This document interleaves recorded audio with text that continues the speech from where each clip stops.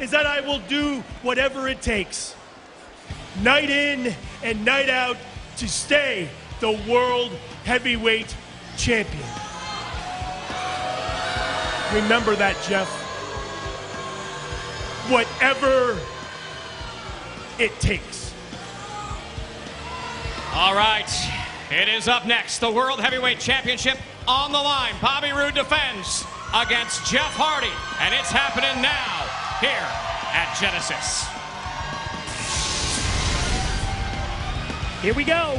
Main event is here. It's time for our Genesis World Heavyweight Championship showdown. It's just moments away, Taz. Yeah, well, you see right here, tail of the tape, I mean, similar in size, but two different types of finishing maneuvers.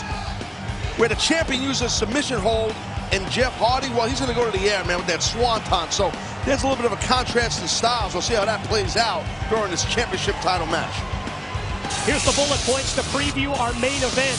December's Final Resolution pay-per-view. Jeff Hardy's steel cage win not only caused the Jarretts to be fired, but in the process, Hardy earned the position as the #1 contender.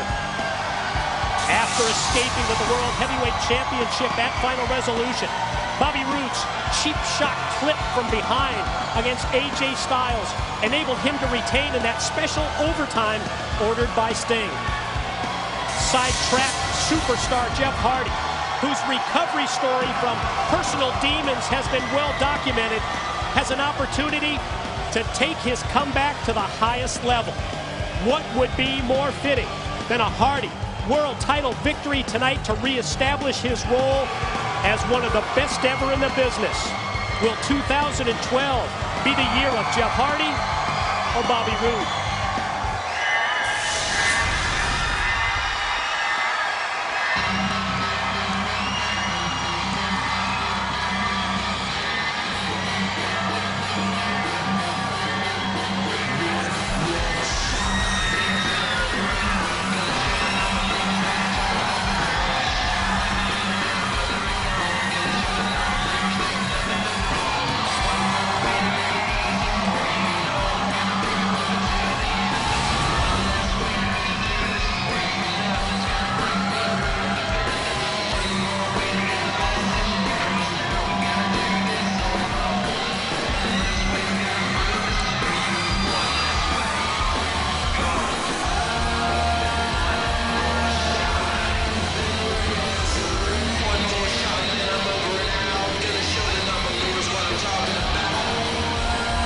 Incredible reception.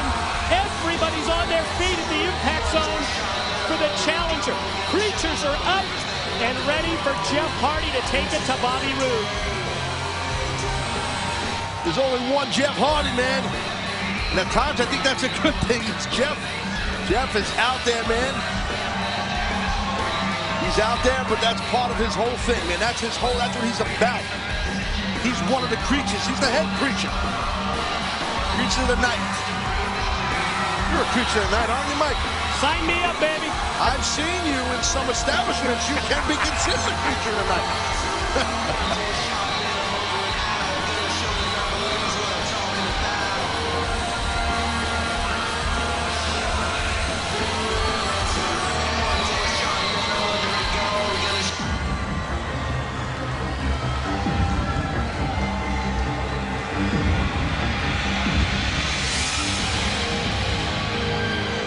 Talk about the mood changing a little bit, huh? Wow, like the air went right out of the arena, right?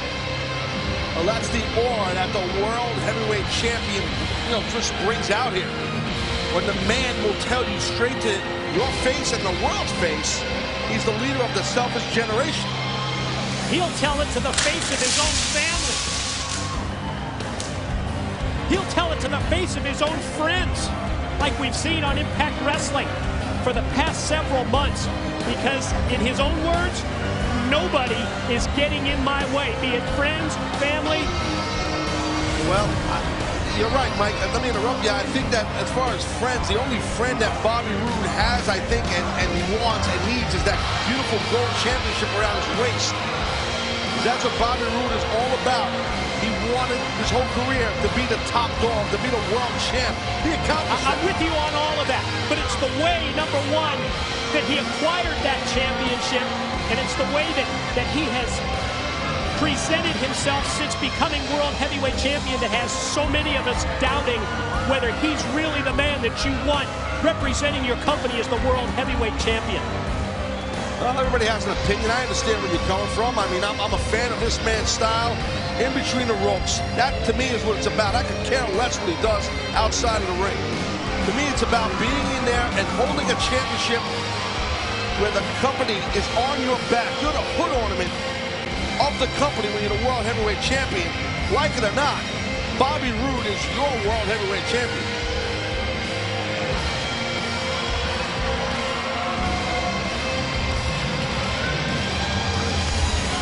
There's only one thing left to do before the opening bell for our Genesis main event, and that's to send it to the center of the ring and Jeremy Borash.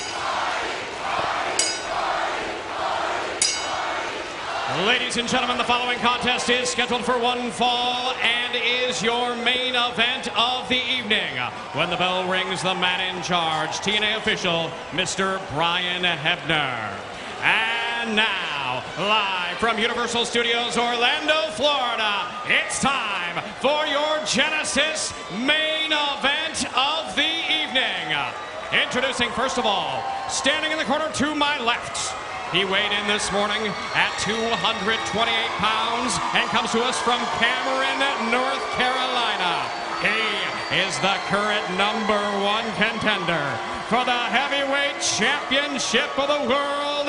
This is the challenger, Jeff Hardy.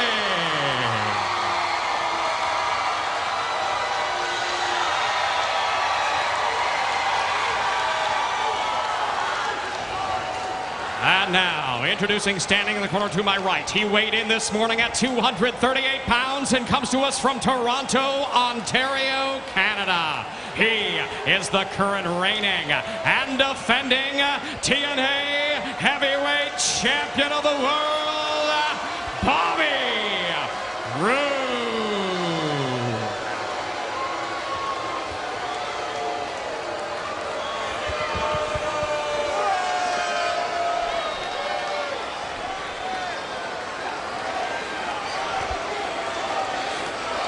Well, not a lot of love in this arena here for our world champ. Chance of Hardy ringing out throughout the Impact Zone in anticipation of our Genesis World Heavyweight title main event. And that's what's at stake. That important prize that you talked about just moments ago. Well, it's everything. I've said it before and I'll say it again. I've said it for many years. If you are not here or in a company to be the world heavyweight champion, I don't feel you belong. You should strive to be the top man, and that's the world champ. And that's who that guy is right now. And striving to be the world heavyweight champion, that's exactly what Jeff Hardy is doing right now.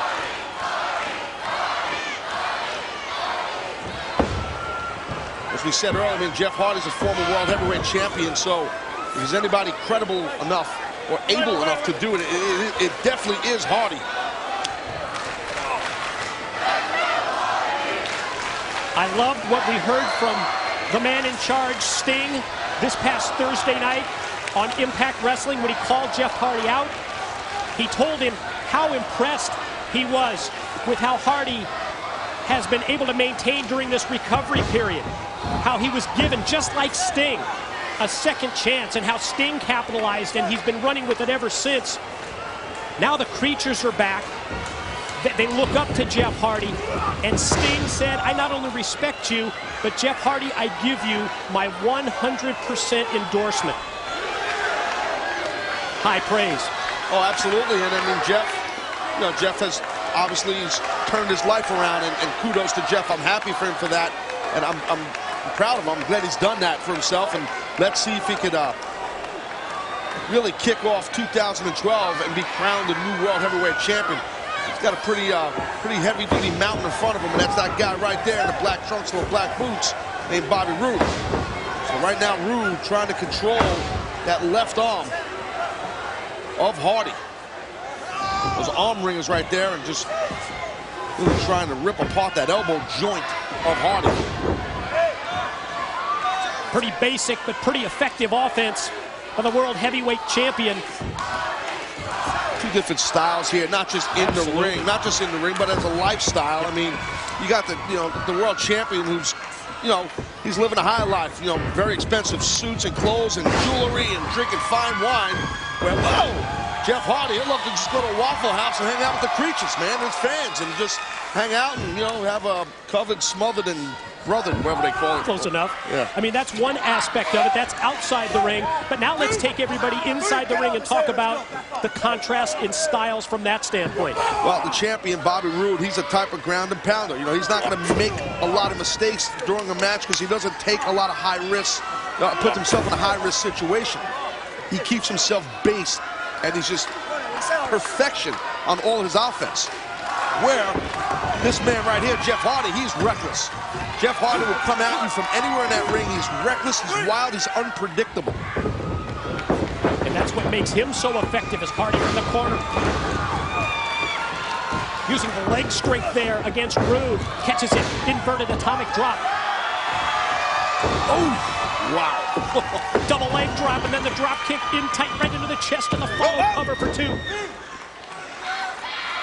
When you compete against Jeff Hardy, I have, it's like you never know where he is. Sometimes during a match, he'll nail you with something. You go down, you turn around, he's not there. Next thing you know, you're getting, kicked in the back of your head off the top rope with something. I mean, he's so quick and elusive, and very elusive. What makes him so difficult to prepare for?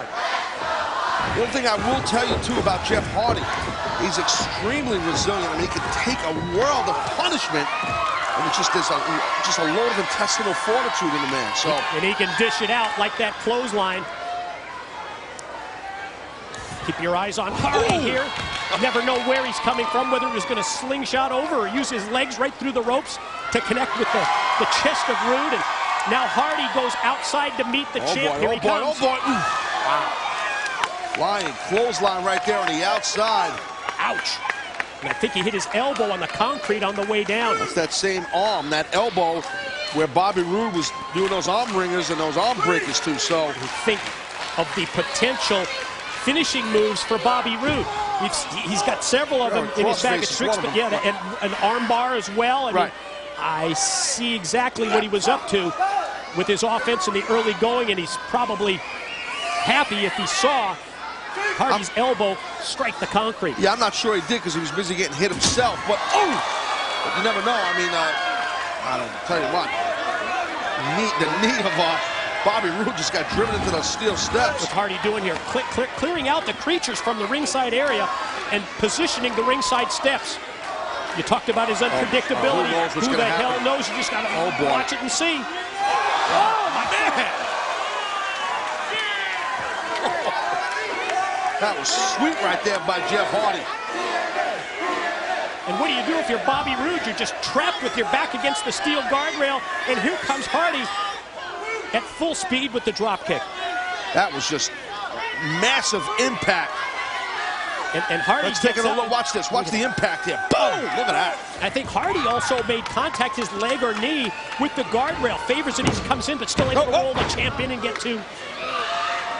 That's a big move to hit on the champion on the outside.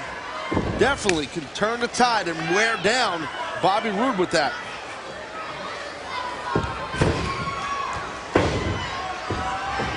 Challenger continues to unleash the offense on the champ. But Roode turns it around and shoots Hardy into the corner. Back elbow catches him when he charges in.